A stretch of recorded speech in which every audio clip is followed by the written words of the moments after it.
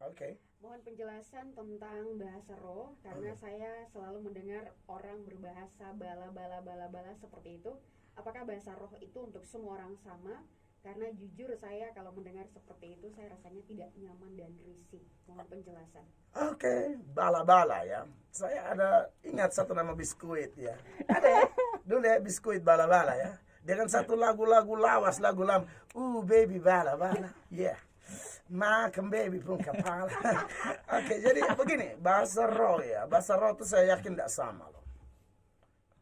Makanya kemarin saya karena dengan pendeta Gilbert Lumuendong ya, kami di Amerika sama-sama dan dalam penjelasan beliau juga saya suka mirip-mirip kayak penjelasan saya ya, bahwa apa namanya, aneh kalau satu gereja kok bahasa roh sama semua. Pendeta Gilbert ini perlu dicurigai nih.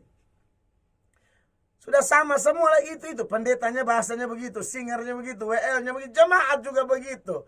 Sudahlah, ini kurang belajar menurut saya. Bahasa roh itu pasti ada dan itu suka-suka Tuhan, pemberian Tuhan. Tapi Tuhan beri juga harus ya kita back to the Bible, tujuannya apa gitu loh. Kalau kita bertolak dari hari Pentakosta ya. Pentakosta ketika Roh Kudus dicurahkan dan terjadi yang namanya glosolalia. Itu orang berbahasa lidah. Dan bahasanya itu ada belasan, saudara. 16 atau 17 bahasa. Ya, di Kisah pasal 2 ayat 1 sampai ayat 13. Ada bahasa Kapadokia, Pontus, Pertia, Elam, ya, Mesir, Arab, Italia. Ada banyak di situ. Jadi bahasanya banyak. Karena kenapa? Orang yang datang pun dari berbagai negara. Waktu itu di Yerusalem. Di Pentakosta hari lahir gereja itu.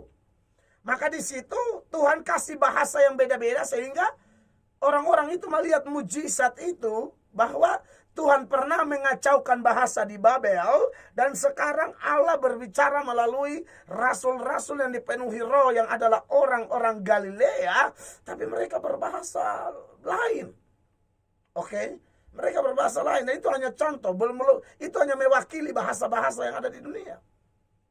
Nah, adakah peristiwa bahasa roh itu mirip seperti yang di hari Pentakosta? Ada orang yang memaksakan memakai Kisah pasal 2 ayat 1 sampai 13 sebagai dasar, tapi justru tidak cocok gitu loh. Karena Kisah para Rasul itu bahasa rohnya beda-beda dan dimengerti. Sedangkan ada gereja tertentu, hamba Tuhan tertentu yang menurut saya tidak memberi diri belajar dari orang lain, sehingga terlalu terpaku di situ. Akhirnya ya begitu-begitu saja pandangannya.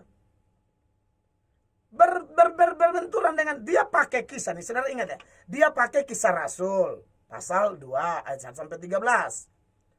Tapi yang dia praktikkan tuh tidak cocok. Kenapa? Di kisah punya tuh beda semua. Yang di gerejanya dia sama semua. Yang di Kisah para Rasul tuh beda sekaligus semua, sekaligus orang mengerti. Dia punya sudah sama semua lagi, orang bingung lagi. Nah, ini bagaimana?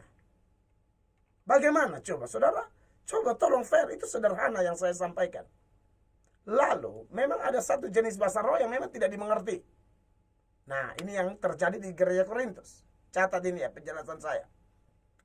Ada jenis bahasa roh yang tidak dimengerti, dan untuk yang tidak dimengerti ini ada aturannya. Ya. Aturannya apa? Yaitu bahwa harus satu demi satu dan harus ada yang menafsirkan. Kalau tidak begitu, jangan coba-coba dilakukan di dalam pertemuan ibadah. Mari kita belajar. Ya, kenapa saya baru pulang sudah ada pertanyaan seperti ini ya, saudara? Tidak kasihan saya sekarang. Tapi saudara, kita akan menjawab. Haleluya. Nah, memang bahwa ketidakdewasaan dari gereja tertentu sehingga membingungkan orang. Nah, orang kan rindu mau bergereja, aduh musiknya bagus gitu loh, puji-pujiannya enak, saya mau datang gitu. Pas mau datang, ya ampun, satu gereja ada bersuara yang aneh yang dia juga bingung. Apakah ini gereja Kolombia gitu loh. Dia lihat-lihat, ini tetangga saya orang Sahabu, kok ada juga anak dari Batuna. Kenapa kok? Ya dong, saudara ngerti maksud saya ya. Ini koknya anak penfu ya ada di sini, ya kan? Tapi kok kayak Kolombia, obrigado, gitu loh.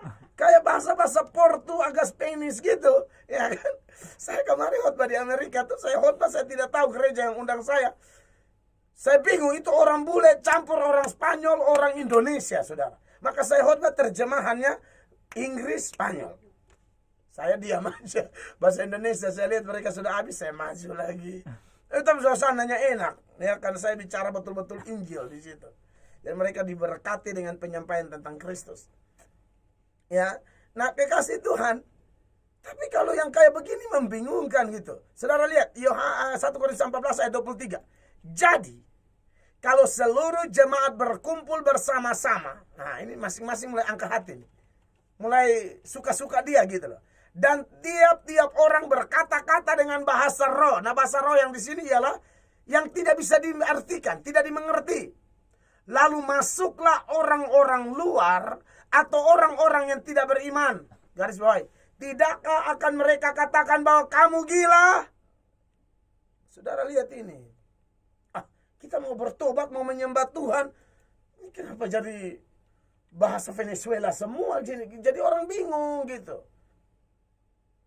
Ingat, saya punya teman, saya sudah bilang, dia orang Alor, dia khotbah di Sabu, dia tidak tahu bahasa Sabu, pendengarnya tidak tahu bahasa Indonesia. Nah ini mau pakai bahasa apa coba? Pendengarnya ada orang Sabu tertentu, tidak tahu bahasa Indonesia. Nah yang pergi ini tidak tahu bahasa Sabu. Dia hanya tahu bahasa Indonesia dan bahasa Alor. Dia mau khotbah pakai bahasa Alor. Orang Sabu bisa hantam dia dengan usuk pohon lontar, ya kan? Maka akhirnya saudara dia berdoa. Anda tahu, dia berkhotbah, tiba-tiba dia khotbah bahasa Sabu. Nah, ini cocok dengan hari Pentakosta. Cocok begini, kalau ada contoh begini lebih enak. Dan itu memang mujizat, saudara-saudara. Jadi, oke lah kalau Anda punya bahasa roh tapi diuji ya. Jangan sampai bahasa roh tiru meniru, bahasa roh ikut rame, ndak boleh. Bahasa roh itu murni dari Allah, ndak boleh ditiru-tiru ya.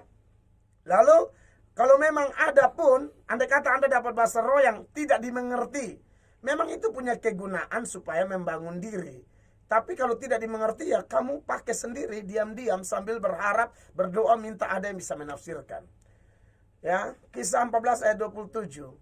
Jika ada yang berkata-kata dengan bahasa roh, ini aturan mainnya, biarlah 2 atau sebanyak-banyaknya 3 orang. Tidak, kalau jemaat 1000 orang pun paling banyak 3 orang. Jangan 130 orang bikin begitu, bingung kita. Seorang demi seorang, satu-satu. Ya, satu dulu, baru satu. Satu masih basah, satu tutup mulutnya. Kau tunggu dulu. Ini ayat bilang satu demi satu, seorang demi seorang, dan harus ada seorang lain untuk menafsirkannya. Ayat 28. Jika tidak ada orang yang dapat menafsirkannya, hendaklah apa? Mereka berdiam diri dalam pertemuan jemaat. Garis bawahi, berdiam diri, tak usah kasih bunyi-bunyian yang membingungkan. Dan hanya boleh berkata-kata kepada siapa? Dirinya sendiri dan kepada Allah.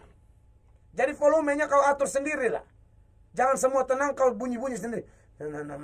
Itu mengganggu orang di kiri kananmu yang dia ini antara mau datang saja dipaksa oleh istrinya. Lalu dia sudah lihat yang begitu, dia bilang, Mama, Bapak tobat.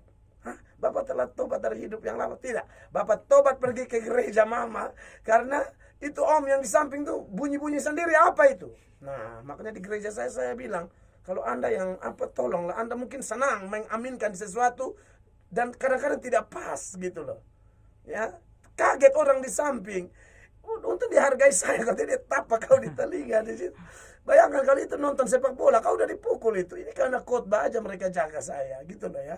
Jadi pergilah ke gereja, tapi diatur lah gitu loh, menghasilkan apa? Damai sejahtera. Next. Aduh,